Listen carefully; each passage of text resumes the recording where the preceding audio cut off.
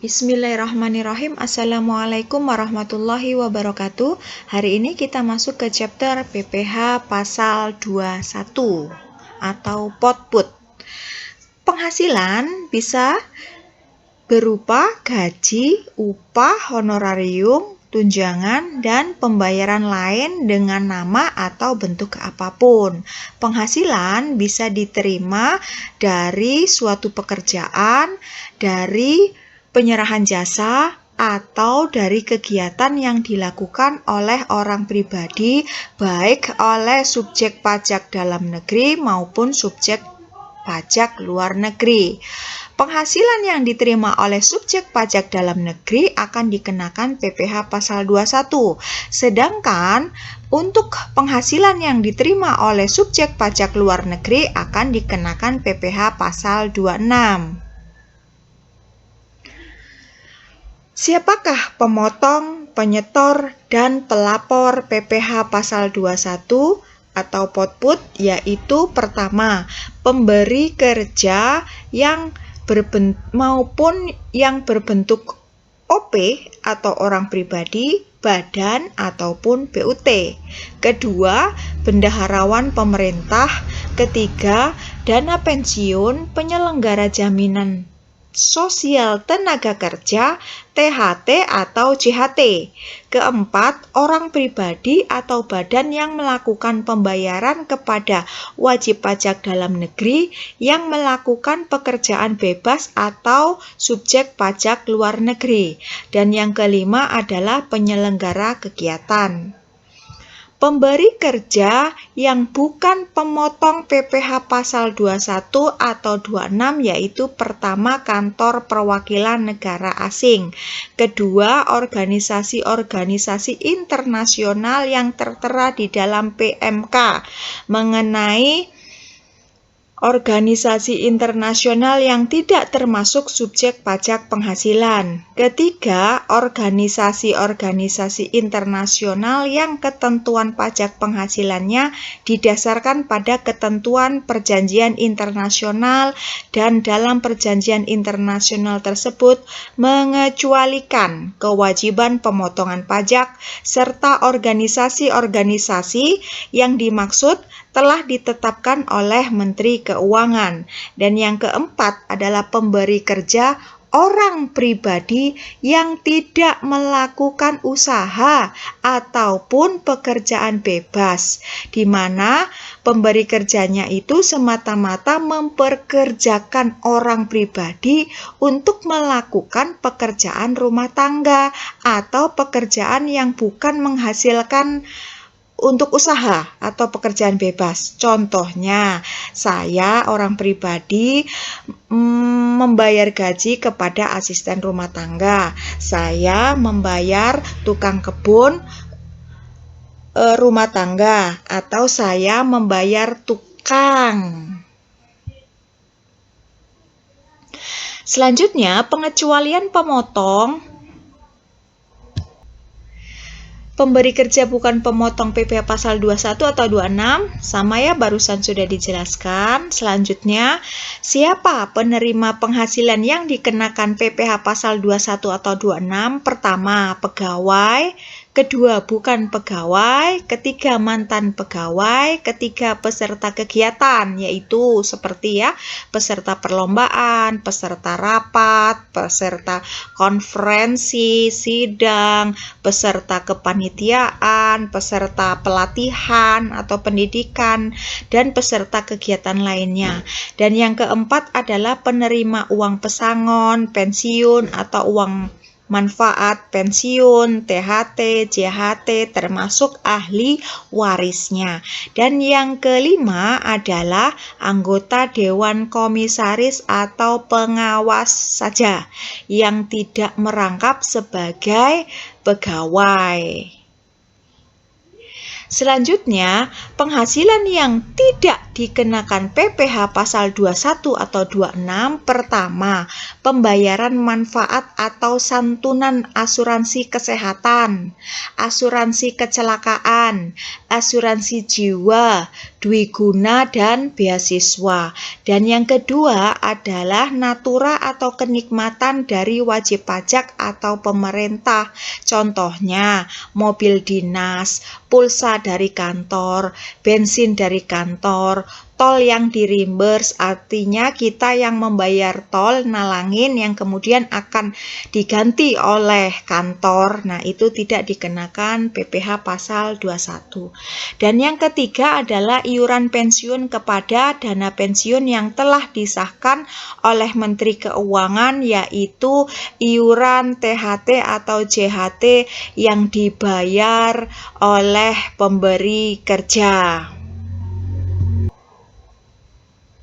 Keempat, yaitu zakat atau sumbangan wajib keagamaan dari badan atau lembaga yang dibentuk atau disahkan pemerintah.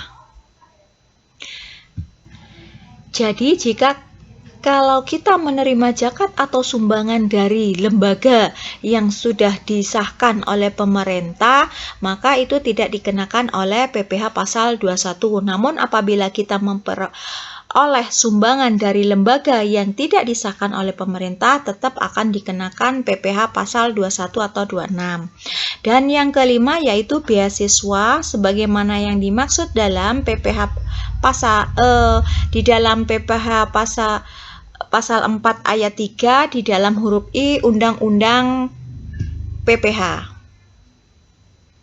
Masa perolehan penghasilan kurang dari 12 bulan itu ada dua perhitungan. Pertama disetahunkan dan yang kedua tidak disetahunkan. Yang disetahunkan yaitu dengan kriteria wajib pajak orang pribadi dalam negeri yang meninggal dunia atau meninggalkan Indonesia selamanya, artinya pindah kewarganegaraan.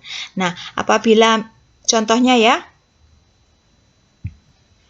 selama bulan September kemarin, saya sudah pindah kewarganegaraan ke Prancis, nyusul Anggun C. Sasmi, misal.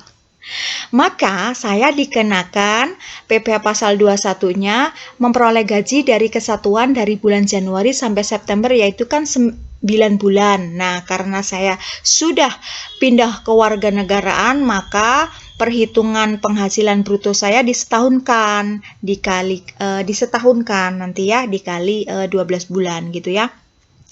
Kedua, orang asing mulai bekerja di Indonesia pada tahun berjalan untuk jangka waktu lebih dari 6 bulan ya. Apabila lebih dari 6 bulan maka akan disetahunkan. Namun apabila kurang dari 6 bulan maka secara proporsional. Yang ketiga, karyawan pindah cabang. Berarti karyawan masih dalam satu PT, satu perusahaan, hanya pindah cabang saja. Contohnya, kalian kerja di PT BCA yang dimana PT BCA kan memiliki banyak cabang. Nah, pindah cabang kemana-mana, nah itu tetap akan disetahunkan gitu ya. Nah, bagaimana untuk penghasilan yang tidak bisa disetahunkan, yaitu pertama wajib pajak orang pribadi dalam negeri di mana mulai bekerja pada tahun berjalan. Misalnya kalian belum pernah kerja, terus baru mulai kerja misalnya di bulan Mei kemarin. Nah, makanya untuk perhitungan PPh 21-nya nanti penghasilan dihitung secara proporsional sejak kalian mulai bekerja. Dan yang kedua adalah wajib pajak orang pribadi dalam negeri, yaitu pindah kerja ke pemberi kerja yang lain. Artinya pindah perusahaan, pindah PT. Nah, itu dianggap baru mulai bekerja ya di PT yang baru tersebut. Berikut ini adalah penghitungan PKP atau penghasilan kena pajak. Pertama yaitu bagi pegawai. Untuk pegawai tetap, rumusnya untuk menghitung PKP yaitu penghasilan itu dikurangi PTKP. Untuk pegawai tidak tetap atau kontrak, apabila menerima penghasilan secara bulanan, maka menghitung PKP-nya penghasilan bruto dikurangi PTKP. Sedangkan untuk pegawai tidak tetap, apabila menerima penghasilan secara harian, maka apabila penghasilannya kurang dari 4,5.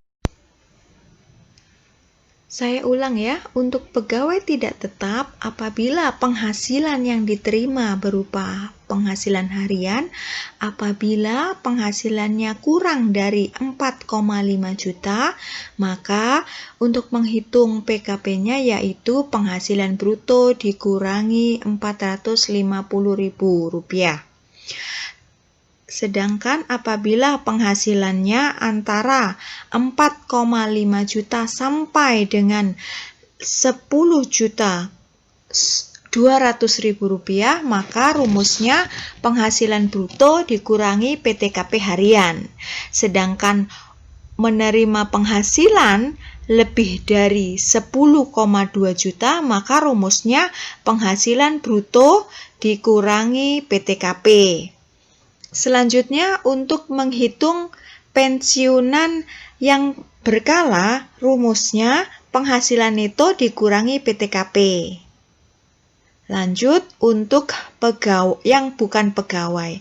Apabila bukan pegawai menerima penghasilan secara berkesinambungan, memiliki NPWP dan hanya menerima penghasilan dari satu sumber kerja, maka rumusnya 50% kali penghasilan bruto dikurangi PTKP bulanan. Sedangkan wajib pajak yang menerima secara berkesinambungan namun lebih dari satu pemberi kerja, maka rumusnya 50% kali penghasilan bruto. Rumus ini sama untuk yang bukan pegawai menerima penghasilan tidak secara berkesinambungan. Rumusnya 50% kali penghasilan bruto. Untuk komisaris mantan pegawai penarikan dapen oleh pegawai, rumusnya penghasilan bruto kumulatif. Sedangkan untuk peserta kegiatan, rumusnya yaitu penghasilan bruto kali tarif.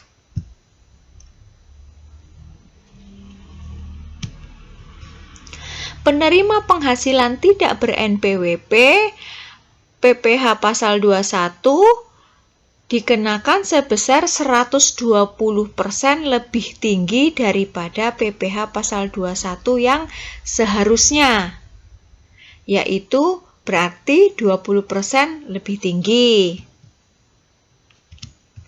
Namun, hal ini tidak berlaku untuk PPh pasal 21 yang bersifat final. Kapan saat terutangnya PPh pasal 21 atau pasal 26? Bagi kita penerima penghasilan, yaitu pada saat dilakukan pembayaran penghasilan kita oleh pemberi kerja, oleh pemberi kerja ya. Nah, yang kedua, saat terutangnya penghasilan, artinya kita sudah kerja meskipun belum dibayarkan, namun kita sudah berhak untuk mengakui sebagai penghasilan, maka di situ sudah dapat timbul utang pajak penghasilan. Nah, saat terutang bagi pemotong kapan? Di akhir tahun pada saat dilakukannya pembayaran. Dan di akhir bulan dilakukannya pembayaran atau di akhir bulan saat terutangnya penghasilan. Kewajiban pemotong meliputi pertama, wajib mendaftarkan diri ke KPP. Kedua, wajib menghitung, memotong, menyetor, dan melaporkan PPh pasal 21 dan pasal 26 yang terhutang untuk setiap bulan kalender. Bulan kalender yaitu meliputi Januari sampai Desember. Ketiga, PPh pasal 21 atau 26 yang dipotong wajib disetor ke kantor pos atau bank paling lama 10 hari setelah masa pajak berakhir. Contohnya kita menghitung PPh pasal 21 bulan Januari, maka paling telat harus dibayar yaitu tanggal 10 Februari. Keempat, pemotong pajak wajib setor sekalipun nihil paling lama 20 hari setelah masa pajak berakhir. Nah, harus lapor paling telat tanggal 20 Februari. Yang kelima, wajib membuat catatan atau kertas kerja perhitungan PPh pasal 21 atau 26 untuk setiap masa pajak. Dan yang keenam, wajib menyimpan catatan atau kertas kerja sesuai dengan ketentuan. Terakhir, wajib membuat bukti potong, selanjutnya memberikannya kepada penerima penghasilan.